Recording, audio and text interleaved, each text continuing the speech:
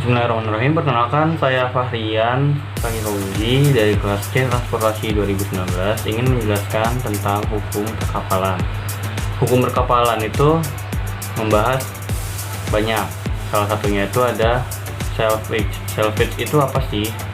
Salvage adalah suatu pekerjaan yang dimana memberikan pertolongan terhadap kapal ataupun muatannya yang mengalami kecelakaan kapal dalam keadaan berbahaya di perairan, termasuk mengangkat kerangka kapal atau rintangan bawah air dan benda lainnya. Jadi itu salvage itu itulah. Kalau klaim kargo yang dimana itu mengklaim asuransi, ini berhubungan dengan asuransi pada dari pihak yang memiliki muatan kepada pihak yang memiliki kapal atau pihak pelayaran, begitu pula sebaliknya. Nah, kalau ada juga kecelakaan kapal, nah hukum perairan itu membahas tentang itu, baik kayak hukum-hukum kecelakaan, terus bagaimana cara mengganti dan menyelesaikannya. Yang keempat ada kontrak. Yang kelima ada transportasi dalam perdagangan internasional. Ini mekanisme perdagangan atau hukum-hukum di berbagai negara. Nah, salah satunya itu ada SOLAS. Berikutnya ada asuransi laut. Dan yang terakhir ada pendaftaran kapal dan pengurusan perizinan perusahaan dan perusahaan pelayaran. Syarat perjanjian pengangkutan. Syarat perjanjian pengangkutan itu diatur dalam pasal 1320 Kitab Undang-Undang Hukum Pidana. Poin-poinnya itu yang pertama adanya kesepakatan antara para pihaknya itu adalah pihak yang mempunyai jasa angkutan dan pihak yang memiliki barang. Yang kedua adanya kecakapan membuat sebuah perjanjian. Yang ketiga ada suatu hal tertentu. Yang keempat ada suatu sebab yang halal. Jadi itu antara pihak pengguna jasa angkutan dengan pihak yang memberikan jasa angkutan itu harus saling transparan. Asas-asas hukum perjanjian itu ada 4. Yang pertama ada asas konsensual. Yang kedua ada asas kebebasan berkontrak. Yang ketiga ada asas koordinasi. Yang keempat ada asas campur. Nah, asas konsensual itu adalah kontrak antara pihak penyedia jasa dengan pihak yang memiliki barang. Nah, itu memiliki kesepakatan dari dua pihak itu. Yang kedua itu ada asas kebebasan berkontrak, yang dimana tuh setiap orang bebas menentukan isi dan syarat yang digunakan dalam suatu perjanjian yang diambil untuk mengadakan atau tidak mengadakan suatu perjanjian. Yang ketiga ada asas koordinasi, itu saling memiliki titik temu, dan selain koordinasi itu dalam artian itu dengan dari pihak penyedia kapal dengan pihak yang memiliki barang itu hubungannya itu saling berkoordinasi, jadi saling kabar mengabar.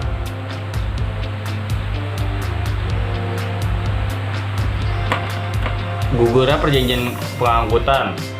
Nah, perjanjian pengangkutan tuh bisa gugur dengan ada beberapa alasan. Pertama itu gugurnya perjanjian pengangkutan itu dapat dijumpai di pasal 517 di Kitab Undang-Undang Hukum Dagang, yaitu dikatakan perjanjian pengangkutan gugur apabila sebelum berangkat kapal digunakan pengangkutan barang-barang itu. Yang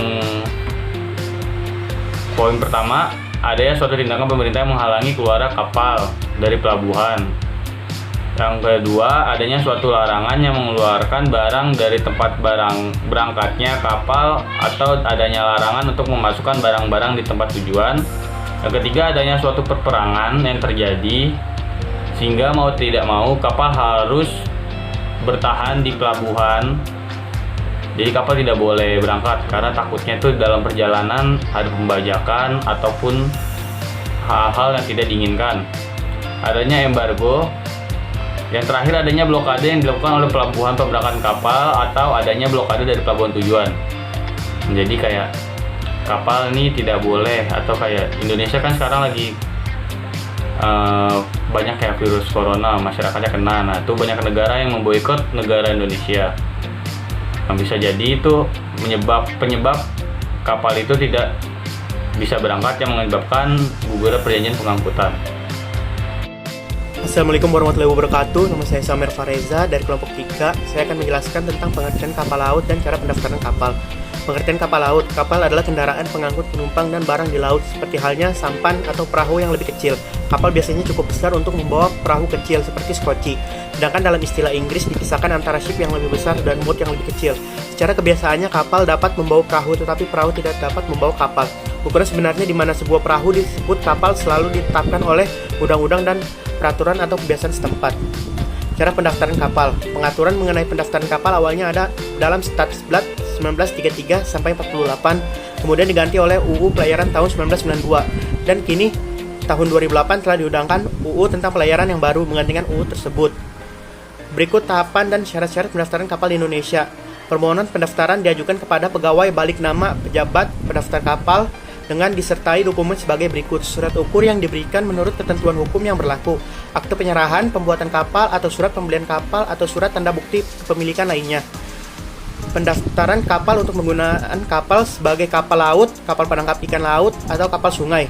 Jika pendaftaran sebagai kapal laut atau kapal penangkap ikan laut, maka perlu tambahan dokumen berupa keterangan dari permohonan bahwa kapal tersebut adalah kapal Indonesia menurut ketentuan 311 KUHD, yaitu kapal yang dapat dibuktikan sebagai kapal Indonesia berdasarkan surat-surat laut dan pas-pas kapal, balik pas tahunan maupun pas kecil, surat-surat lainnya yang diperlukan untuk menetapkan kebangsaan kapal. Berdasarkan permohonan tersebut, Syah Bandar, pejabat pendaftar kapal, akan membuat akte pendaftarannya dan kepada pemilik diberikan salinan pertama pendaftaran atau gross akta. Pendaftaran apabila pemeriksaan data surat dan pihak membuktikan kebenaran kepemilikannya dan telah memenuhi semua persyaratan. Sekian dari saya, terima kasih. Wassalamualaikum warahmatullahi wabarakatuh. Assalamualaikum warahmatullahi wabarakatuh. Nama saya Ridho Novanto dari kelompok 3. Saya akan menjelaskan tentang laik laut, pendaftaran kapal, dan sistem pendaftaran kapal. Yang pertama adalah laik laut.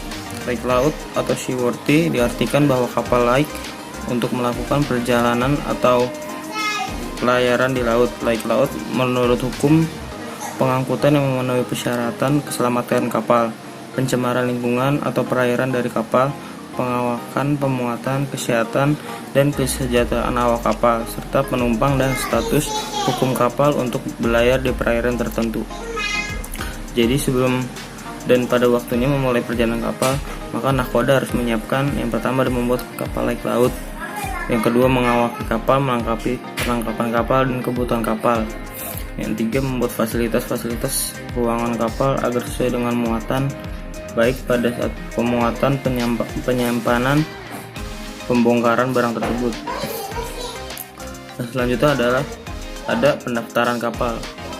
Menurut KUHD pasal 314, pendaftaran kapal dibukukan dalam daftar register kapal. Pada kenyataannya, pendaftaran kapal merupakan sesuatu yang wajib. Suatu kapal wajib memiliki kebangsaan untuk menghindari suatu kevakuman hukum di atas kapal.